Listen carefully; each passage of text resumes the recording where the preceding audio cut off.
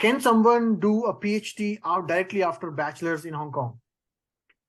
Yes, it's possible because I have done it in a similar manner. Hi guys, welcome back to the podcast. So the topic of discussion for today's podcast is how to get a PhD in Hong Kong. So for this, I have invited my friend Karthi, who has done his PhD from Hong Kong. So he knows all the important bits required for you to get PhD degree in Hong Kong. So let's begin with the video.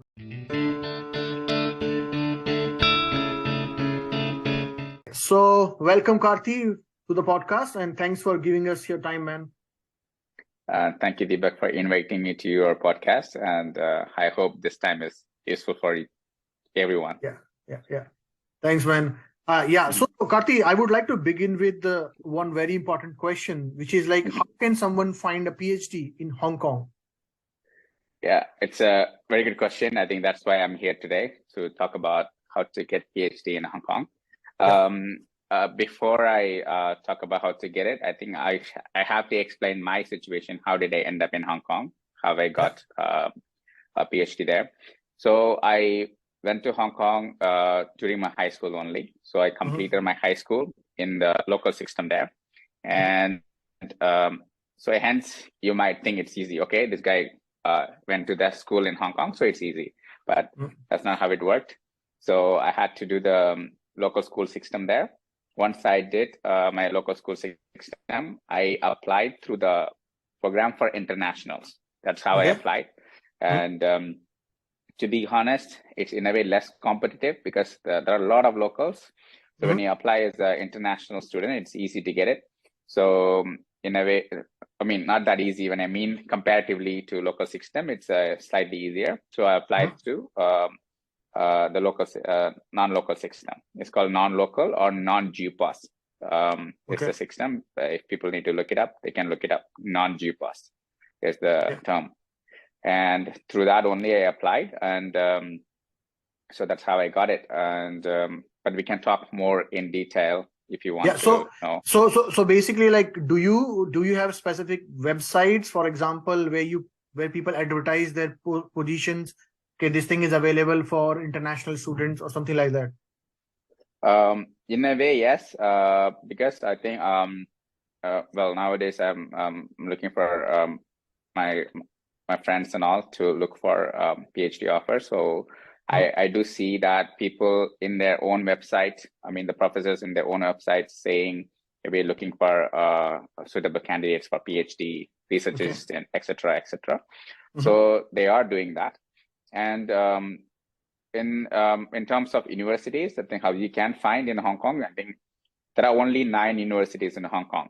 Okay. Hong Kong is a very small place. Not as small as Singapore, but it's a small place. And but then there are 9 universities. Among the 9 universities, most of them, or at least a few of them, are like top 50 universities.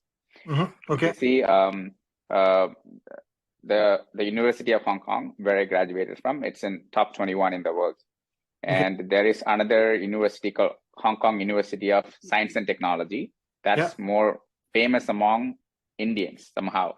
Not the local Indians, the Indians who comes from India itself. So a lot of people somehow ends up in HKUST. That is another university, very well-known university. And there are also 2 other famous universities called Chinese University of Hong Kong, CUHK, and City University of Hong Kong. So these are some of the most famous universities in Hong Kong, I would say. Okay. So people can go on these websites and can check if there is any job advertisement or not, right? Actually, yes, that is one way of doing that. But instead of, I think if you really need to find a PhD position in Hong Kong or any other place, not just for Hong Kong, any other place, it's just that go to the websites of the university and the department that you want to apply in, and then find the contacts of the professors. That is the only way to do. Not a lot of people might be like advertising it, like, you know what I mean? It's not like job advertisements. They might not be doing that like how it works in Europe. They'll put it in your access, I'm looking for a PhD student. But that's not how it works in Hong Kong. It's simply that they have to go find the supervisors on their websites. Every supervisor will have their own dedicated website. in the university system itself. It's very easy to find. You just need to go to the university. For example, if you want to go to the University of Hong Kong, then you can go there and then look for like which department you want to apply. Well, I am from School of Biological Sciences. So what they need to do is School of Biological Sciences, Hong Kong U. Then the website will come up. They can find every professor and their own dedicated website, and you can see what their research is, and you can see the top papers they have published. Some people advertise they're looking for students. Some people don't even do that. So we just have to reach out to them and see, hey, I'm planning to do PhD. Is it possible? I looked into your research focus. It seems very interesting. Is it possible to take me as a PhD student? So most of them replies within few days. So yeah, so now let's talk about the requirements. So what are the requirements in terms of like exams or like documents if somebody is going for the PhD position? The requirements would be like not major things. It's just that the only major requirement they're looking for is the English proficiency test. But if people are looking to apply from India, I'm sure nowadays most of the courses are done, or the universities are teaching their courses in English. So as long as they're able to show that they have studied in English medium of instruction is English. If they're able to show they have done that. If not, they can simply do IELTS or TOEFL. But if they can provide evidence to state that they have studied in they studied in university English where medium, they have studied English medium of school, then it is easier. Actually, I tried to apply for my niece, and the medium of instruction in her school is English, and then she actually got a, not for PhD, but for bachelor, I applied for my niece. She got her offer letter for 2 universities.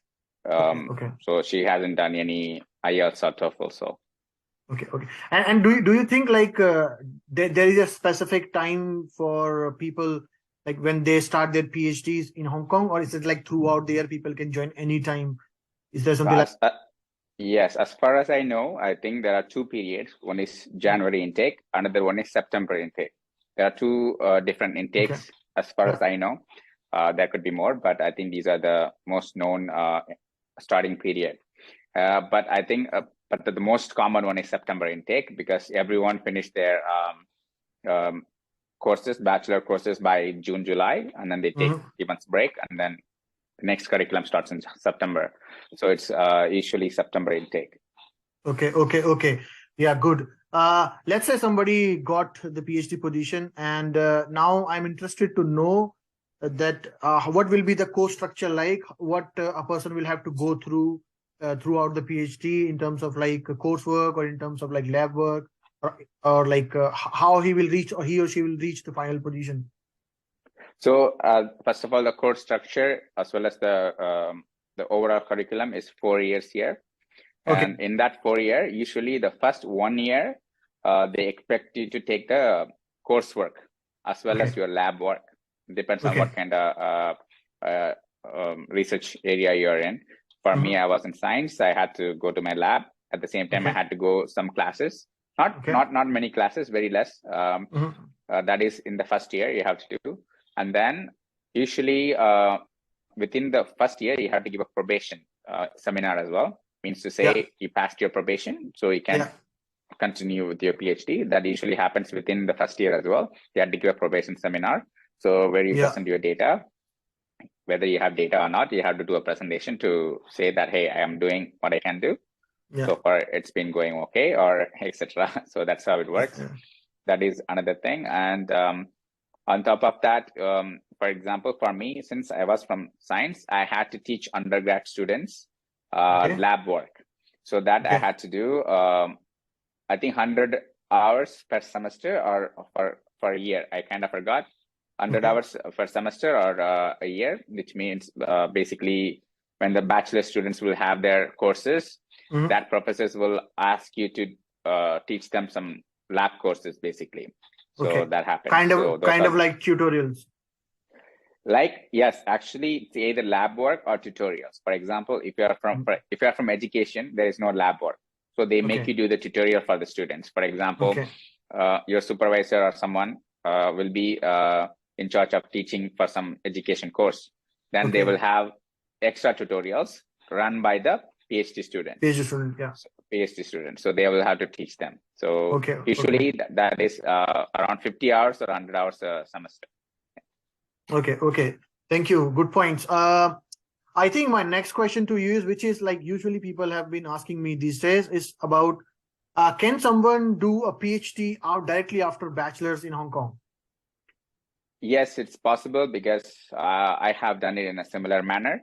I finished my bachelor degree and then I did my PhD directly. But then again, there is a catch. It's not that easy. I think you have to do very well in education, very well in your bachelor. Then they will consider. Yeah. I think you need to have a very good score, like yes, good GPA, percentage, yes. and if you can publish papers during your bachelor, which is very difficult, but then it will That's very difficult. But then it will but I don't think they would look for that. But if you even have bachelor publications during your bachelor degree, that's definitely a plus point, I would say. Yes. Other than that, as long as you have good GPA, then it's good. Yes. Okay. So now I wanted to come to an interesting point, which is like, why should people come to Hong Kong to pursue a PhD? Very, very good point. So the thing is that when it comes to Hong Kong, people often think it's fully went back to China, but it's just that we need to keep an eye.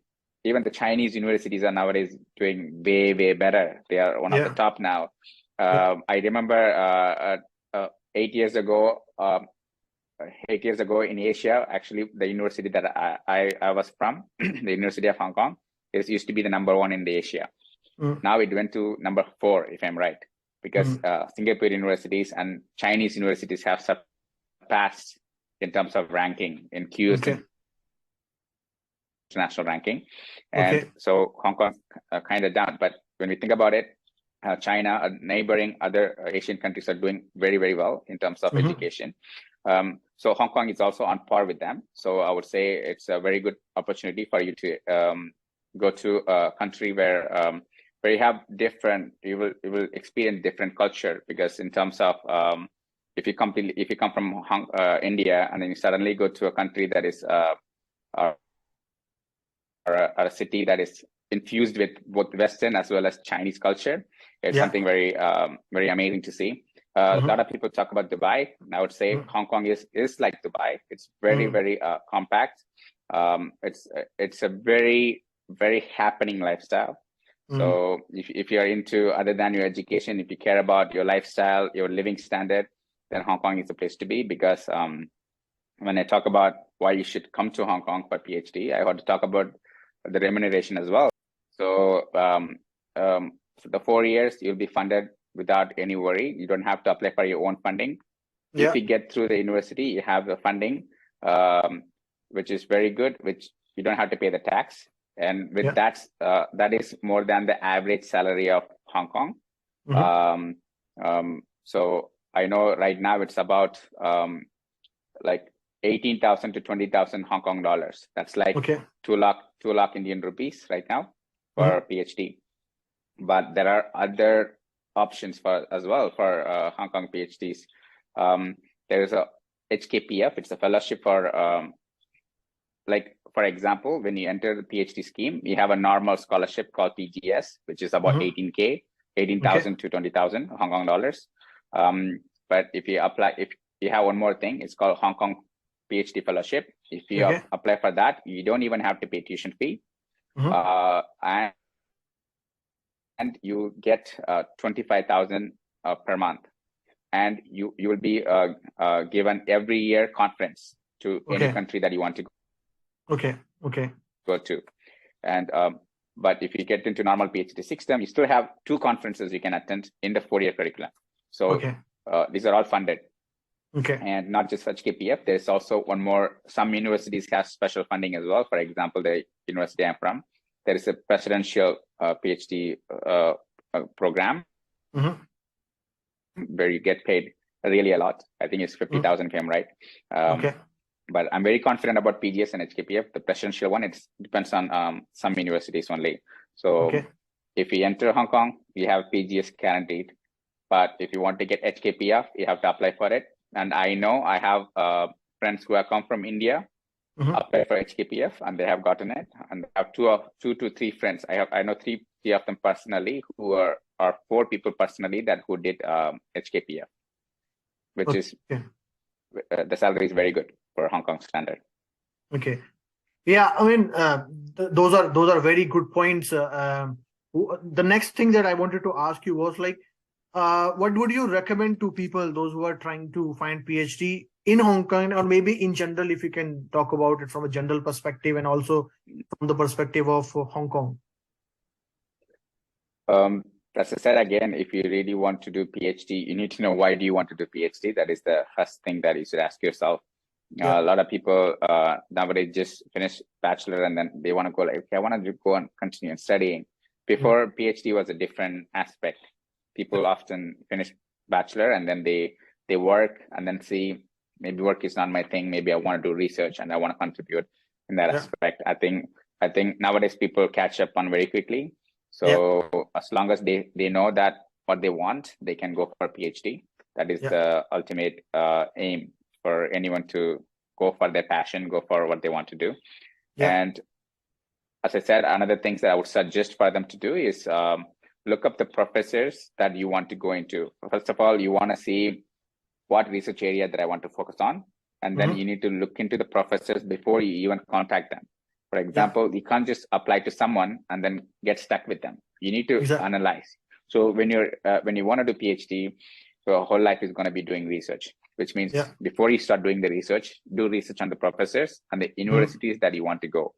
And a lot of people miss the fact that, including me, to be honest, is the fact that why can't we get into top universities? But it's actually not that hard. It's about trying. Exactly. It is about trying. Don't worry about like people don't replying you. That's not your problem. Your aim is to just try and write it to them and see if they reply to you. And then if they even talk to you, some people even guide you to go like, hey, I don't have opportunity. You can contact my friend who is looking for one, because you don't know that his friend is looking for someone. And the first thing I would do is look into the professors and their research focus and see their papers that's being published. How impactful are they? Like nowadays, it's almost everything is about impact factors. So you need to look into their publications and see if that professor is producing good impact factor papers or the area of focus is good. So you can evaluate everything and then write it to them. At least the utmost thing that you need to do is look into the professors before you want to join. Exactly. And then like when you look at professor's profile, one of the other things is like it's important to look for the instruments that you're going to be using there when you're going to the university, because sometimes people just hire like students and they don't have all the facilities, so they will collaborate with someone, but it takes away a lot of your time. I mean, of course, you cannot have everything in place, but this is one of the factors that you can look for when applying for PhD. Yeah, I completely agree. That's why they have to look into the professors and then see what are the publications. And if you see the publications, you can see the methodology.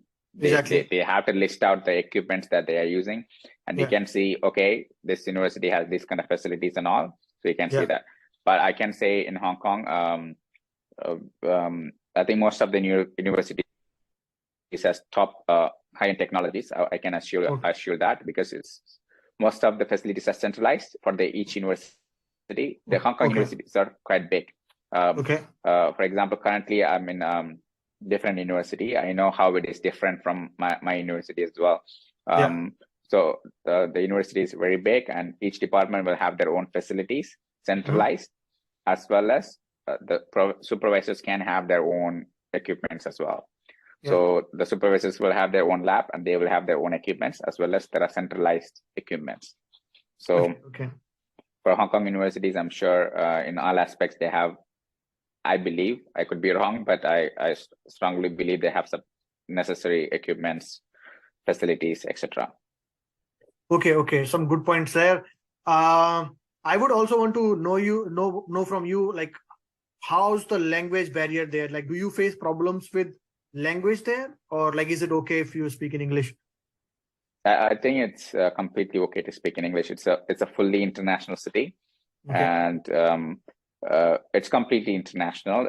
They call it food paradise. It's because it's filled with cuisines from all over the world. Okay. You walk every 10 feet, not even 10 feet. You walk every 5 feet. There is different restaurants. So Okay. if there are different restaurants with multicultural restaurants, that already tells you how international the city is. Okay. It's really international, and even the one of the official language is English, and every facilities as well as every government department,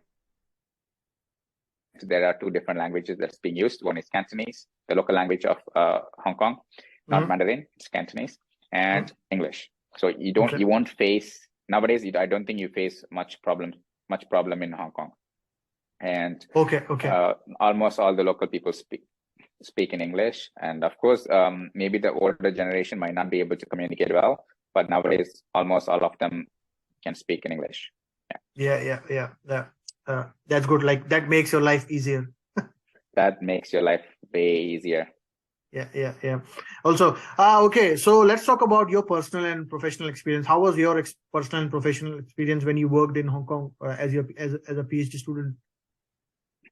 I think it's pretty good because of what I did in Hong Kong brought me to my next position here. Currently, I got into the Marie Curie Fellowship. I think it's all because of the work that I have done, also the connections that I have made in Hong Kong through Hong Kong. And my supervisor have played supervisors, I would say the current one, also the previous one, have played a major role in where I am today. Ideally, my current supervisor is a collaborator with my previous supervisor. Them only I was able to come here. So I would say professionally, I maintain a sufficient relationship, I guess I would say. So even personal life, I think life in Hong Kong was really better. My I would say we wouldn't regret it, at least from my point of view. Yeah. Okay. Thank you.